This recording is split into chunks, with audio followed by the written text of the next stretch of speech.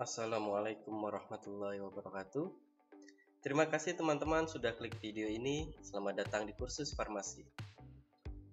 Oke teman-teman, bagaimana kabarnya? Saya harap kita semua dalam keadaan baik-baik saja ya. Oke, pada video kali ini kita akan membahas silabus lagi. Kali ini kita akan membahas pokok-pokok apa saja yang akan kita pelajari atau garis besar yang akan kita pelajari dalam mata kuliah Teknologi Formulasi Sediaan Cair dan Semi Padat. Oke, bagi kalian tentunya yang sedang menempuh kuliah jurusan farmasi, semoga video ini bisa memberi gambaran kepada kalian semua. Dan juga bagi kalian yang masih belum kuliah atau ingin melanjutkan ke kuliah jurusan farmasi, saya harap video ini bisa memberi gambaran kepada kalian bahwa dalam farmasi tidak semuanya melulu soal fisika maupun kimia, tetapi ada juga suatu bidang di farmasi yang kita sebut dengan teknologi formulasi. Oke, sebelum kita mulai video ini, jangan lupa ya teman-teman, support terus channel ini dengan cara klik tombol subscribe-nya dan juga nyalakan loncengnya agar kalian mendapat notifikasi ketika saya mengupload video baru. Jangan lupa like video ini kalau kalian suka dengan video ini, dan juga share ke teman-teman kalian kalau dirasa video ini bisa bermanfaat bagi kita semua. Oke, mari kita lihat apa saja yang ada di mata kuliah Teknologi Formulasi Sediaan Cair dan Semi Padat.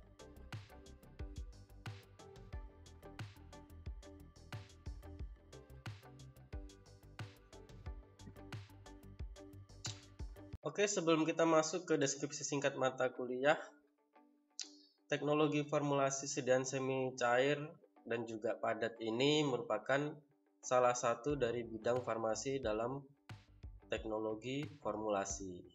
Setidaknya nanti ketika kalian kuliah di farmasi, pasti mendapat mata kuliah dalam bidang teknologi formulasi. Ada teknologi formulasi sediaan padat atau solid, lalu teknologi formulasi sediaan semi padat dan cair ini, dan juga nanti mendapatkan teknologi formulasi sediaan steril.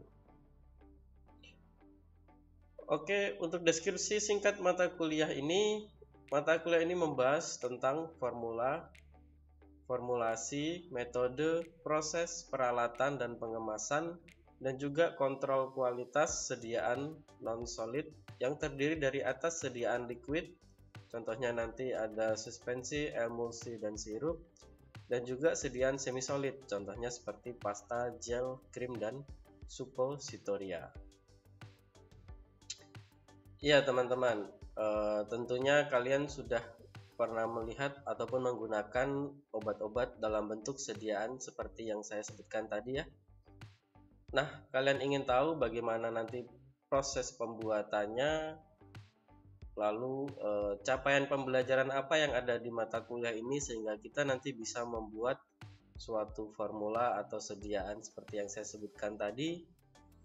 Makanya tonton terus video ini sampai akhir agar kalian bisa mendapatkan semua capaian pembelajaran yang saya sebutkan nanti.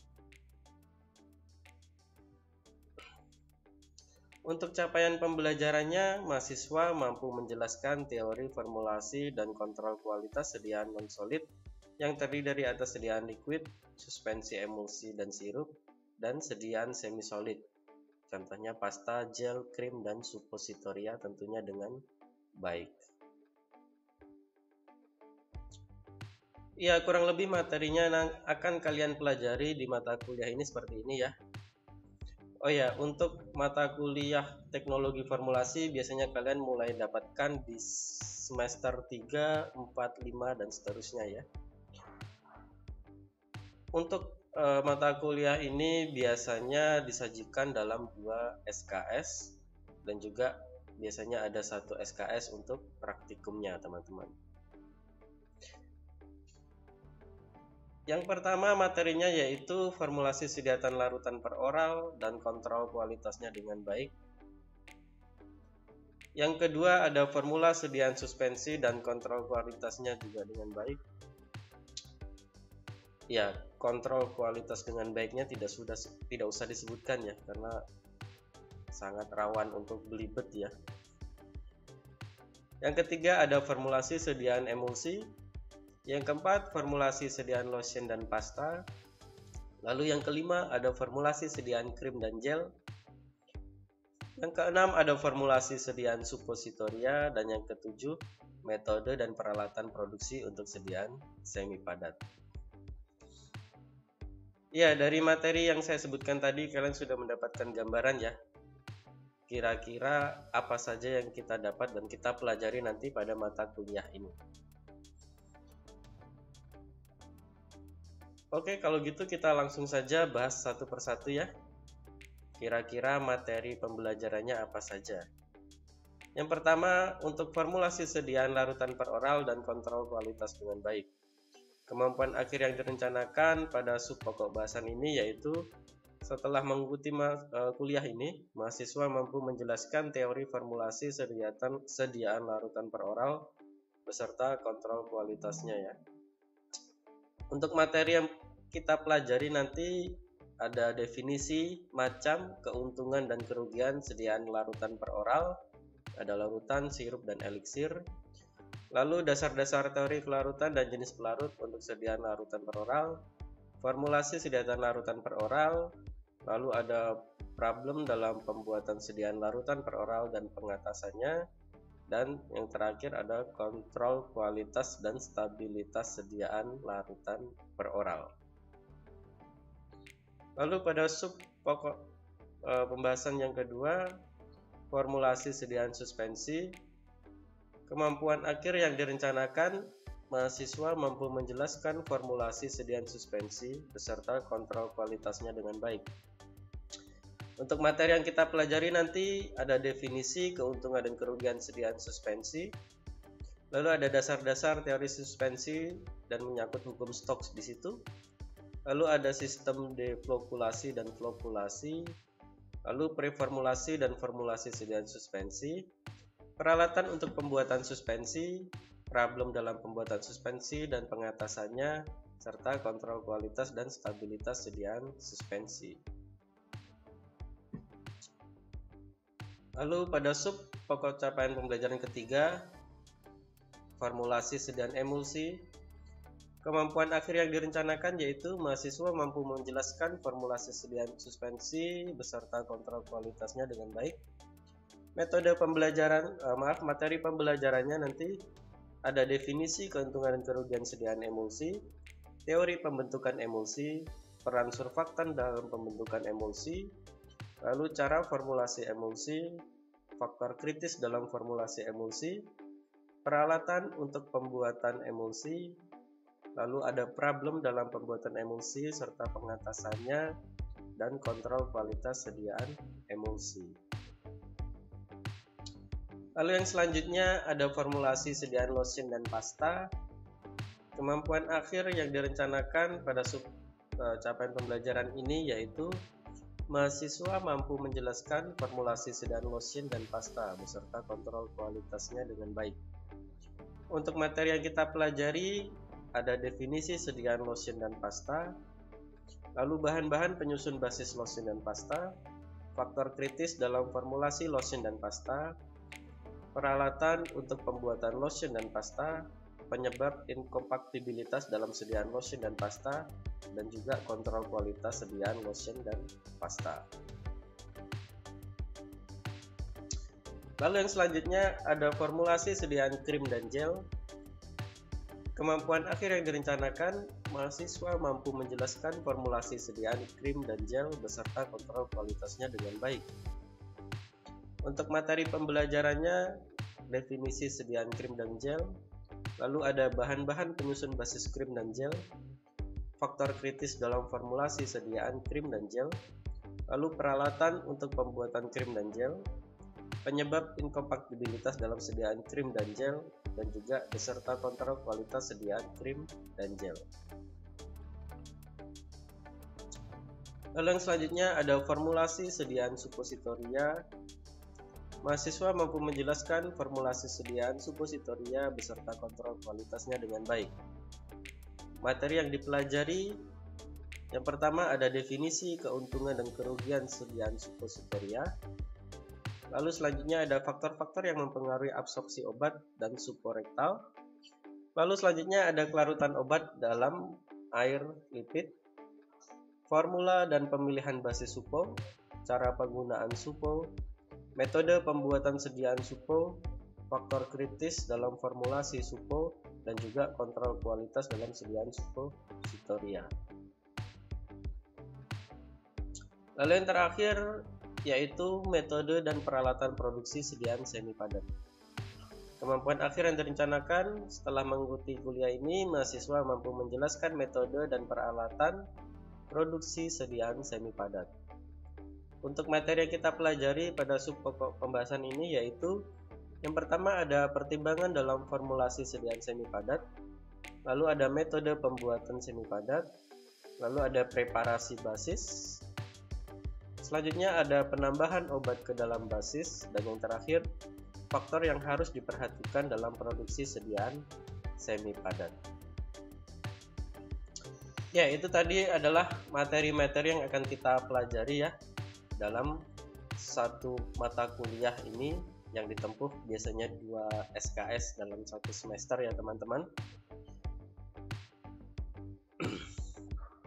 Untuk daftar pustakanya ada beberapa yang saya cantumkan di sini berasal dari buku. Tentunya nanti kalian bisa juga menambah dengan studi literatur dari jurnal atau artikel ilmiah. Ya, tentunya dengan tahun yang lebih muda ya, seperti jurnal penelitian dan juga artikel ilmiah selalu berkembang. Nanti kita bisa mengupdate ilmu dan juga materi pembelajarannya ya teman-teman.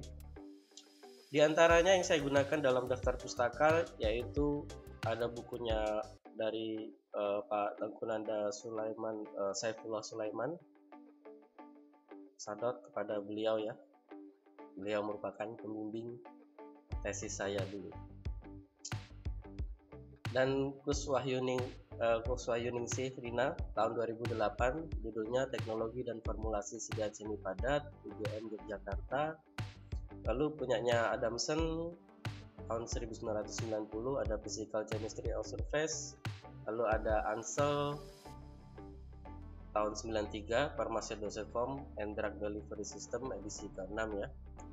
Lalu ada Autumn tahun 2002 bukunya Pharmaceutic Design of Dosage Form Design second edition. Lalu ada juga buku yang cukup legend ya, tapi masih sering digunakan biasanya dalam penulisan karya ilmiah, yaitu Lieberman tahun 1996 bukunya Pharmaceutical Dosage Form Disperse System volume 1, 2, dan 3. Ya, lalu ada juga acuan dari Farmasi Fisika ya, atau Farmasi Fisik 4th edition punyanya Martin dan Bustamante dan teman-temannya ya tahun 93. Lalu ada dari Rowe, Sesky dan teman-temannya ya tahun 2006. Judul bukunya Handbook of Pharmaceutical Excipient 5th edition, tapi sekarang ada juga yang 6th edition kalau tidak salah. Dan buku ini sangat diperlukan ya kalau kita mengikuti atau menempuh perkuliahan pada mata kuliah teknologi formulasi di situ teman-teman.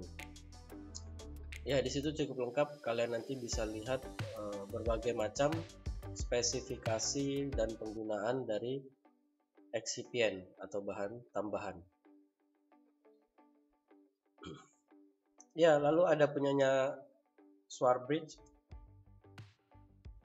et al. tahun 89 Gel dan Jellies in Encyclopedia of Pharmaceutical Technology volume 6. Dan yang terakhir buku yang tidak asing lagi juga kalau kita di dunia kefarmasian atau teknologi formulasi, yaitu punyanya Voigt.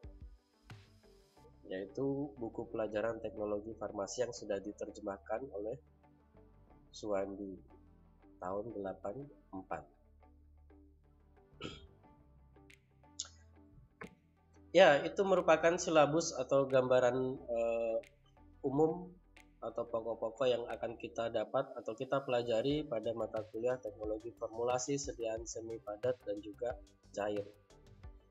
Bagaimana teman-teman? Sangat mudah bukan? Ya, apalagi kalau passion kalian sudah di teknologi formulasi ya, mulai dari awal, pasti akan sangat menyenangkan ketika menempuh mata kuliah ini. Lalu mata kuliah ini juga dapat bermanfaat bagi kita nanti kalau mau membuat suatu sediaan atau produk ya. Kalau kita mau lulus, mau bekerja di farmasi, di industri farmasi tentunya akan sangat membantu. Lalu juga biasanya sering digunakan untuk tema dan juga judul skripsi mahasiswa ya, atau tugas akhir. Mereka membuat suatu sediaan semi solid maupun liquid. Oke teman-teman, terima kasih sudah mengikuti video ini sampai akhir ya. Ya, saya harapkan kalian sudah dapat gambaran yang cukup jelas, dan nanti ketika kalian menempuh mata kuliah ini kalian berhasil dan mendapatkan nilai yang memuaskan. Sebelum saya tutup, jangan lupa klik tombol subscribe-nya ya, dan juga nyalakan lonceng notifikasinya. Like kalau kalian suka dengan video ini, lalu juga jangan lupa share ke teman-teman kalian. Sampai ketemu di video selanjutnya. Wassalamualaikum warahmatullahi wabarakatuh.